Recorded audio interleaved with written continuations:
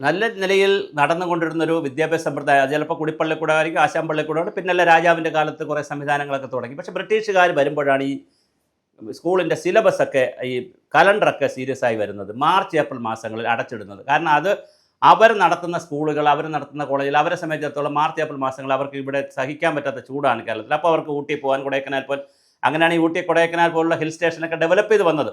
അവർക്ക് ഉയർന്ന സ്ഥലങ്ങളിലേക്ക് പോകാനും അവർക്ക് നാട്ടിൽ പോകാനും ഒക്കെ പറ്റുന്ന രീതിയിലാണ് ഇതെല്ലാം സിസ്റ്റം എല്ലാം സെറ്റ് ചെയ്ത് വന്നത്. അതുപോലെ തന്നെ നമ്മൾ ഡിസംബർ 1 മുതൽ, നമ്മൾ ധനകാര്യ വർഷം ഡിസംബർ 1 മുതൽ എന്തുകൊണ്ട് ജാനുവരി 1 മുതൽ ഡിസംബർ 31 വരെ ആക്കുന്നില്ല, അല്ല ഡിസംബർ 30 വരെ 31 വരെ ആക്കുന്നില്ല? നമുക്കിവിടെ പ്രശ്നമുള്ള എന്താണ്?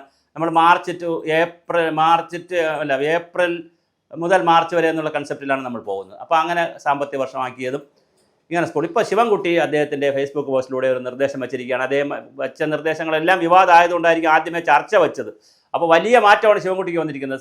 അപ്പോൾ സർക്കാർ നേരത്തെ അങ്ങനെയല്ല, സൂംബ ആ സർക്കാർ അങ്ങ് നടപ്പിലാക്കി, വലിയ വിവാദമായി.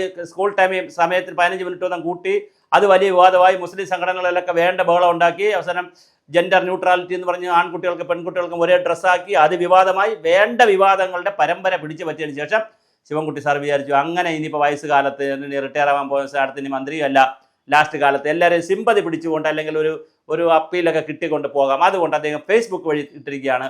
ആർക്കെങ്കിലും അഭിപ്രായം ഉണ്ടെങ്കിൽ ഫേസ്ബുക്കിൽ പറഞ്ഞോളി, നല്ലൊരു ഗവൺമെൻറ്റാണ്. അപ്പോൾ ഇനിയിപ്പോൾ സോഷ്യൽ മീഡിയ ഗവൺമെൻറ്റായി മാറിയിട്ടുണ്ട്. എന്താണ്, നിങ്ങൾ ഇത് പരിഹസിച്ച് പറഞ്ഞതല്ല, നല്ല കാര്യത്തിൽ പറഞ്ഞാൽ അദ്ദേഹം ഫേസ്ബുക്കിൽ ഒരു നിർദ്ദേശം ഇട്ടു.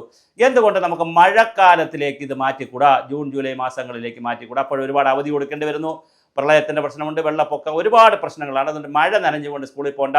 മാർച്ച് ഏപ്രിൽ മാസങ്ങളിൽ നിങ്ങൾ വീട്ടിൽ ഇരിക്കുന്നത് സ്കൂളിൽ വന്നോളൂ. ജൂൺ ജൂലൈ മാസങ്ങളിൽ നിങ്ങൾ എവിടെ പൊക്കോളൂ, വീടുകളിലിരുന്നോളൂ. ബാക്കി മാർച്ച് ഏപ്രിൽ മാസങ്ങളിൽ സ്കൂളിൽ വന്നോളൂ. അപ്പോൾ ഒരു ചെറിയ പ്രശ്നമുണ്ട്.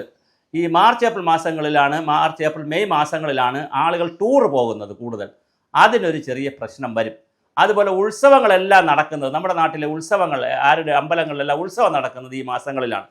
അപ്പോൾ ഇനിയിപ്പോൾ അത് കേട്ട് കഴിഞ്ഞാൽ ഹിന്ദു സംഗീത കാവ്യം എന്നൊക്കെ പറഞ്ഞ് നിർബന്ധമായിട്ട് ജൂൺ ജൂലൈ തന്നെ ആക്കും. അത് യഥാർത്ഥത്തിലല്ല ഞാൻ പറഞ്ഞത്. ധാരാളമായ രീതിയിൽ ഉത്സവങ്ങൾ നടക്കുന്നത് ഈ മാർച്ച് ഏപ്രിൽ മെയ് മാസങ്ങളിലാണ്. ഫെബ്രുവരിയിലൊക്കെ അവസാനമൊക്കെ തുടങ്ങി വരെ മാർച്ച് ഏപ്രിൽ മെയ് മാസങ്ങളിലാണ് ഉത്സവം നടക്കുന്നത്.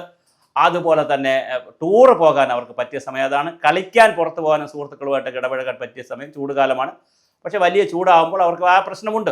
അപ്പോൾ അതിൻ്റെ കാര്യമാണ്. എന്തായാലും ജൂൺ ജൂലൈയിലേക്ക് മാറ്റാം എന്നൊരു ചർച്ച വന്നിട്ടുണ്ട്. സജീവമാണ് ആ ചർച്ച. ഇനി ചർച്ച നടക്കട്ടെ. എന്തായാലും എല്ലാ കാര്യങ്ങളിലും നമ്മൾ വിവാദമുണ്ടാക്കുന്നു. ഇതിലെങ്കിലും യാതൊരു വിവാദവുമില്ലാതെ ശിവൻകുട്ടി സാർ ഇത് ഒരു അഭിപ്രായമായിട്ടാണ് പറഞ്ഞിരിക്കുന്നത്. ചർച്ച നടക്കട്ടെ. ആർക്കെല്ലാം അഭിപ്രായം അവരെല്ലാം അഭിപ്രായം പറഞ്ഞോളൂ.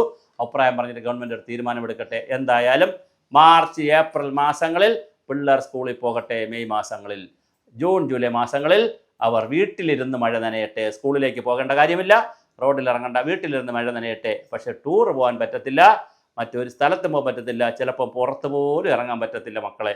അതുകൊണ്ട് ഏത് വേണമെന്ന് നിങ്ങളും കയറിക്കോളൂ. ഫേസ്ബുക്കിൽ നമ്മുടെ ശിവൻകുട്ടി മാമൻ്റെ ഫേസ്ബുക്കിലുണ്ട്, അങ്കിളിൻ്റെ ഫേസ്ബുക്കിലുണ്ട്. നിങ്ങൾ ബിരിയാണി വേണമെന്ന് എന്തെല്ലാം കാര്യങ്ങൾ ഫേസ്ബുക്കിൽ കയറി പറയുന്നത്, അവധി വേണമെന്നൊക്കെ പറയല്ലേ. നിങ്ങളും ചർച്ച ആരംഭിച്ചോളൂ. കുട്ടികളും പറഞ്ഞോളൂ. 5-5 ലക്ഷം വരുന്ന കുട്ടികളും ഫേസ്ബുക്കിലേക്ക്, ശിവൻകുട്ടി അങ്കിളിൻ്റെ ഫേസ്ബുക്കിലേക്ക് കയറി അഭിപ്രായം പറഞ്ഞോളൂ. നമുക്ക് ചർച്ച തുടരാം. മാർച്ച് ഏപ്രിൽ മാസങ്ങളിലെ സ്കൂൾ കാലാവധി അടച്ചിടുന്നത് ജൂൺ ജൂലൈയിലേക്ക് നമുക്ക് മാറ്റാം.